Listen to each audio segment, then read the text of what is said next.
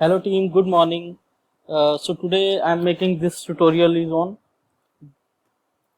the mechanism behind the appetite. हमको भूख कैसे लगती है, क्या उसके पीछे हमारा जो मैकेनिज्म रहता है, कैसे हमारा ब्रेन का रोल रहता है, कैसे हमारा जो है डाइजेस्टिव सिस्टम का रोल रहता है कि कब हमें लगता है कि अब हमें खाना खाना चाहिए। तो उसका पूरा एक मैकेनिज्म है, उसके पीछे एक पूरी साइंस है। तो आज हम उसको पढ़ते हैं कि एपेटाइट हमें जनरेट कैसे होती है और क्या क्या फैक्टर होते हैं रिस्पॉन्सिबल हमारे एपेटाइट को जनरेट करने के लिए। So let's start. What is appetite? Appetite is the desire to eat food. जब हमें लगता है कि हमें खाना खाना चाहिए, दैट मीन्स उसको हम क्या बोलते हैं? एपेटाइट बोलते हैं। कि तभी हम क्या करते हैं? एपेटाइजर खाते हैं ताकि हमें ज़्यादा भूख लगे। हम खाना खाने से पहले एपेटाइजर लेते हैं ताकि जो हमारी भूख है वो और बढ़ जाए, ताकि हम अच्छे से खाना खा सकें। तो इसलिए उसको बोला जाता है appetite. Clear? Next, appetite is regulated by close interplay between digestive tract, adipose tissue and the brain.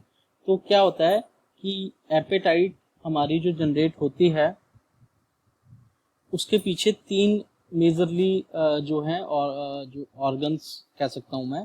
जैसे हमारा एक डाइजेस्टिव सिस्टम है, डाइजेस्टिव ट्रैक है, तो वो एक इन्वॉल्व होता है। दूसरा एडिपोज टिश्यू या सेल जिनको हम कह सकते हैं, वो होते हैं जो फैट सेल होते हैं हमारे, जिसके अंदर हमारा फैट एक्यूमुलेट होता है, वो होते हैं एडिपोज टिश्यू।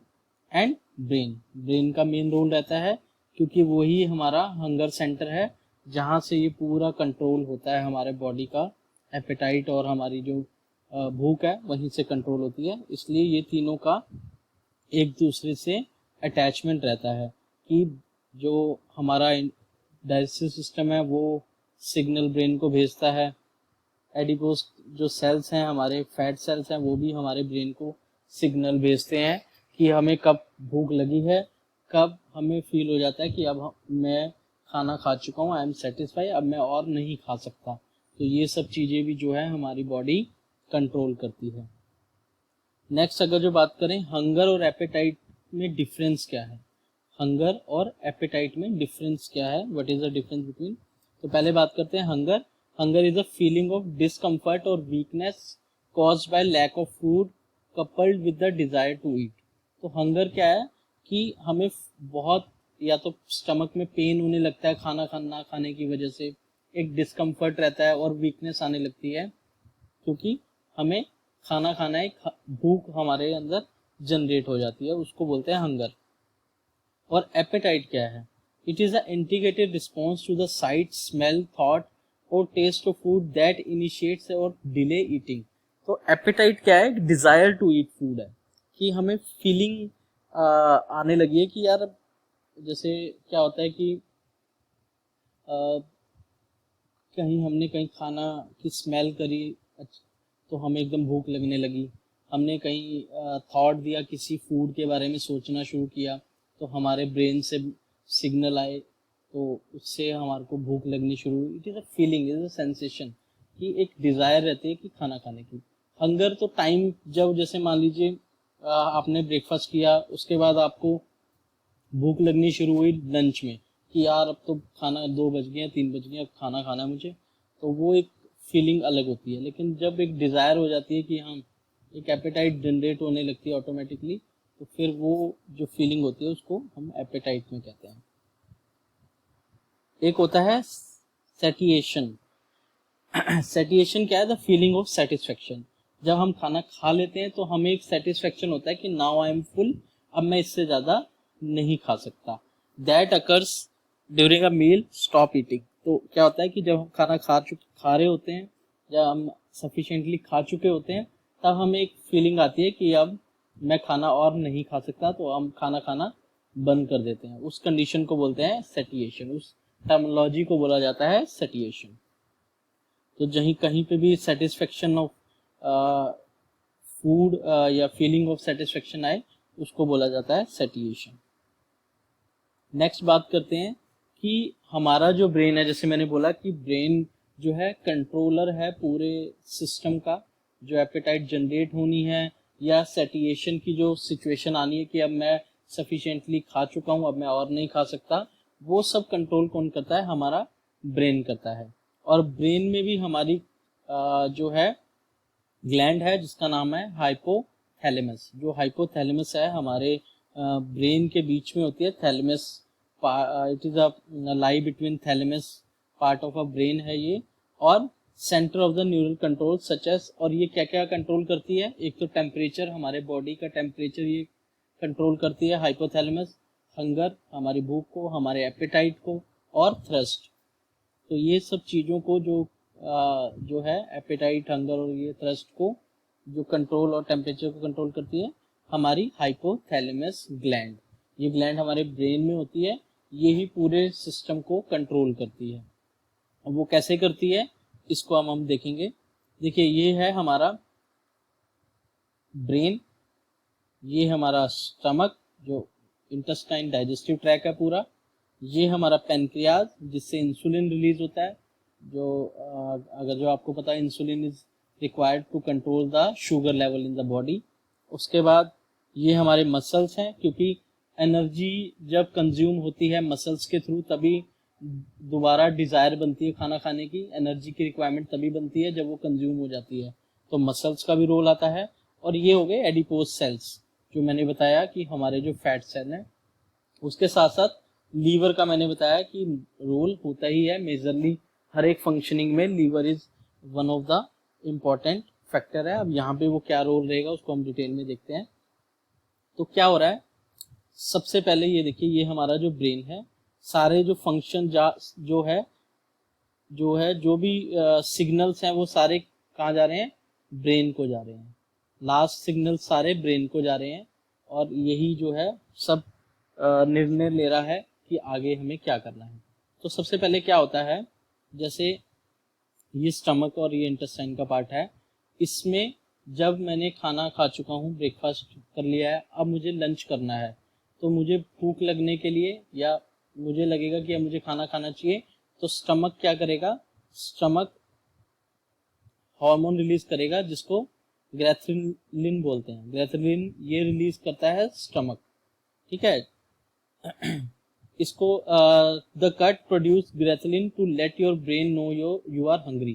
तो जब ये रिलीज होगा, ये जाके ब्रेन में सिग्नल देगा रिसेप्टर पे, हाइपोथैलेमस के रिसेप्टर पे जाके अटैच होगा और सिग्नल देगा ब्रेन को कि अब मुझे भूख लगनी शुरू हो गई है, अब मुझे खाना चाहिए। मतलब स्टमक ग्रेथलिन रिलीज कर रहा है और ब्रेन तक भेज रहा है उसको, ताकि ब्रेन को सिग्नल मिले कि अब मुझे भूख लगनी शुरू हो गई है, I need food to produce energy. Clear? ये तो काम हो गया जब हमें भूख लगती है और हम उसके बाद क्या है, खाना खा लेते हैं। अब क्या होता है, जब हमने खाना खा लिया उसके बाद क्या होगा? जो खाना खाने के बाद हमारा जो जीआई डाइजेस्टिव ट्रैक है वो क्या रिलीज करता है? इंक्रेटिन रिलीज करता है। ये भी एक हार्मोन है। ये इंक्रेटिन कहाँ जाएगा? ये जाएगा पेनक्रियाज में। पेनक्रियाज हमारा जो है स्टमक ड्यूडेनम के साथ अटैच होता है। मैंने आपको डाइजेस्टिव सिस्टम में समझाया था कि स्टमक आया, फिर ड्यूडेनम आया सी शेप वाला, और उसके साथ ही हमारा पेनक्रियाज जो है अटैच होता है, जिससे इंसुलिन रिलीज होता है। क्लियर? तो इंक्रेटिन रिलीज हुआ जब हमने खाना खा लिया। ये जब हो रहा था जब खाना हमने नहीं खाया था, तो ये सिग्नल भेज रहा था ब्रेन को ताकि उसको पता लगे कि हमें भूख लगनी शुरू हो गई है, और सिग्नल आएगा, फिर हम खाना, हमारे ब्रेन ही तो सब कुछ कंट्रोल कर रहा है ना, हमारा ब्रेन ही पूरे बॉडी के फंक्शनिंग को कंट्रोल कर रहा है। तो क्या हुआ, जब हमने खाना खा लिया, इंक्रेटिन रिलीज हुआ, वो कहाँ गया? वो पेनक्रियाज में गया। पेनक्रियाज, अब खाना खाने के बाद हुआ क्या? जैसे ही खाना खाया ग्लूकोज बनना शुरू हो गया, तो हमारे बॉडी में जो ब्लड है उसमें शुगर लेवल बढ़ना शुरू हो गया। खाना खाने के बाद होता है ना, जब हम कोई भी डायबिटीज टेस्ट कराते हैं तो उसको बोला खाली पेट चेक कराना, ताकि आपका ग्लूकोज लेवल जो रियल है वो आए, आपका बढ़ा हुआ शुगर लेवल ना आए। तो क्या होता है कि जब हम खाना खा लेते हैं तो ग्लूकोज जाता है, शुगर जो लेवल है हमारे ब्लड में बढ़ जाता है। तो पेनक्रियाज को गया सिग्नल, वो किसके थ्रू गया? इंक्रेटिन के थ्रू। ये भी हार्मोन है, इसने पेनक्रियास को बोला कि भैया अब ग्लूकोज लेवल ब्लड में, शुगर लेवल ब्लड में बढ़ गया है, तो ये क्या करेगा, ये इंसुलिन को रिलीज करेगा। इंसुलिन को रिलीज करेगा किस लिए, एक तो शुगर लेवल को कंट्रोल करेगा, दूसरा ये इंसुलिन जो है सिग्नल भेजेगा ब्रेन को, वहीं पे हाइपोथैलेमस पे भेजेगा कि अब मैंने खाना खा लिया है, अब जो सिग्नल आप रिलीज कर रहे थे हंगर वाले उसको बंद कर दो। तो ये जो एपेटाइट और हंगर वाले जो सिग्नल्स रिलीज हो रहे थे स्टमक को, वो अब बंद हो जाते हैं, ताकि क्योंकि इंसुलिन रिलीज हो गया है हमारी बॉडी में और वो जाके हाइपोथैलेमस को, ब्रेन को जाके इंफॉर्मेशन दे रहा है कि now we have sufficient energy, sugar level is sufficient, glucose level is sufficient, so stop signal of hunger to the stomach। तो वो स्टमक को अब सिग्नल भेजने बंद कर देता है। उसके बाद क्या हुआ, ये इंसुलिन क्या हो गया, स्टमक को भी मसल को भी इंफॉर्मेशन देगा। क्या देगा, insulin moves glucose from the blood into your body cells so it can be used during exercise. तो मतलब वही है कि अब जो ग्लूकोज लेवल हमारे ब्लड में था, जो एनर्जी हमारे ब्लड में थी, अब वो कहाँ जाएगी, मसल्स में जाएगी, ताकि वो हम जब मूवमेंट कर रहे हैं अपने मसल्स के थ्रू वो एनर्जी यूज की जा सके। क्लियर हो गया ये। तो उसके बाद अब बात करते हैं एडिपोस सेल की। अब क्या होता है कि हम अपने फूड में जब नॉर्मल फूड खाते हैं, कार्बोहाइड्रेट्स प्रोटीन्स खा रहे हैं, तो ये वाली प्रोसेस होती है, इंक्रेटिन रिलीज हुआ, इंसुलिन रिलीज हुआ और ये सारा प्रोसेस होती है। लेकिन जब हमारे फूड में फैट भी होता है, जब हम एक अच्छी क्वांटिटी में फैट भी कंज्यूम करते हैं, तो क्या होता है, जो हमारे एडिपोस सेल्स हैं जिसके अंदर फैट एक्यूमुलेट हो जाता है, उसके बाद वो एक हार्मोन रिलीज करता है जिसको बोलते हैं लेप्टिन। ये तभी रिलीज होगा जब हमारे फूड में फैट होगा। तो फैट होने की वजह से लेप्टिन क्या करता है, लेप्टिन ब्रेन के हाइपोथैलेमस पे वहीं पे जाएगा और वहां पे जो रिसेप्टर है उसके साथ अटैच होके ब्रेन को सिग्नल देगा कि अब और हंगर वाले जो सिग्नल्स हैं या एपेटाइट वाले सिग्नल्स हैं उनको ब्लॉक कर देगा और वो रिलीज नहीं होंगे। मतलब हमारे को जो फीलिंग है फुलनेस की, कि अब मेरा पेट जो है कमी है वो फुल हो चुका है, ग्लूकोज लेवल सफिशिएंट है बॉडी में, शुगर लेवल सफिशिएंट है, हमें फर्दर जो है डिजायर टू ईट वाली जो कंडीशन है वो अब नहीं लानी है, हमें सिग्नल ब्लॉक करने हैं। तो ये एडिपोस सेल्स देता है किसकी मदद से, लेप्टिन की मदद से। सो ये देखिए लिखा है, once you are full fat cells secreted a hormone called leptin that actually inhibit your appetite so don't keep eating. तो हमारा जो हम रेगुलरली जो खा रहे हैं वो अब हम बंद कर देते हैं, क्योंकि जो लेप्टिन है वो रिलीज होके ब्रेन को अटैच हो गया और उन्होंने सिग्नल दे दिया कि वी आर नाउ फुल, हम और जो है खाना कंज्यूम नहीं कर सकते। तो ये पूरी एक प्रोसेस होती है हंगर की, कैसे खाना की हमारी हंगर की जनरेशन होती है, उसके बाद जैसे जैसे हम खाना खाते हैं तो कैसे पूरी प्रोसेस जो है। अब लीवर का यहाँ पे रोल देखिए क्या है, यहाँ पे मैं बताना भूल गया, इंसुलिन जब रिलीज होता है तो एक सिग्नल लीवर को भी जाता है, वो क्या करेगा, liver keeps the level of blood glucose and insulin within a healthy range and stop excessive fluctuations. तो क्या होगा कि लीवर को भी जब सिग्नल जाएगा कि हाँ ग्लूकोज लेवल जो है हमारे बॉडी में सफिशिएंट हो गया है, तो वो क्या करेगा, ग्लूकोज लेवल को और इंसुलिन की जो लेवल है उसको बॉडी में मेंटेन करने में हेल्प करेगा, ताकि उसमें फ्लक्चुएशन ना आए और वो नॉर्मली अपना काम कर सके। तो लीवर का यहाँ पे ये रोल है कि वो हमारे बॉडी में ग्लूकोज लेवल और उसके साथ साथ जो है इंसुलिन का लेवल को मेंटेन करेगा। कैसे, जब हमने कल ही बताया था आपको कि स्मॉल इंटेस्टाइन से जो है लीवर में जाता है पहले जो है ब्लड, ठीक है ना, ताकि वहाँ पे जो भी सेपरेशन है, टॉक्सिन्स है, डिटॉक्सिफिकेशन है, वो सब हो जाए और फिर फर्दर उसकी जो प्रोसेसिंग है वो है। तो यहाँ पे वो क्या कर रहा है, ग्लूकोज लेवल को मेंटेन करने में हेल्प कर रहा है और इंसुलिन लेवल को बॉडी में मेंटेन करने में, ब्लड में मदद कर रहा है। तो ऐसे पूरा मैकेनिज्म चलता है। तो इसमें सभी का इम्पोर्टेंट रोल रहता है। सबसे इम्पोर्टेंट रोल है ब्रेन का। अगर जो ब्रेन पे सिग्नल ही नहीं जाएंगे, हाइपोथैलेमस पे सिग्नल नहीं जाएंगे कि मुझे भूख लग रही है, तो ये वापस सिग्नल नहीं भेजेगा और हम खाएंगे नहीं। तो ऐसे ही कुछ जो है डिसऑर्डर हो जाते हैं पेशेंट्स को। जैसे मैं एग्जांपल लेता हूँ,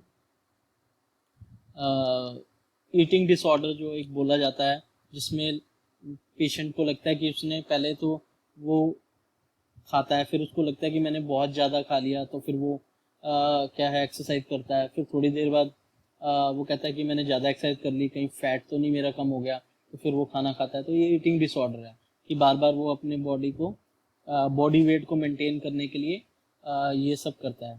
तो वो क्यों होता है? क्योंकि हमारा हाइपोथैलेमस या जो ब्रेन न्यूरॉन्स हैं वो डिस्टर्ब हो चुके हैं।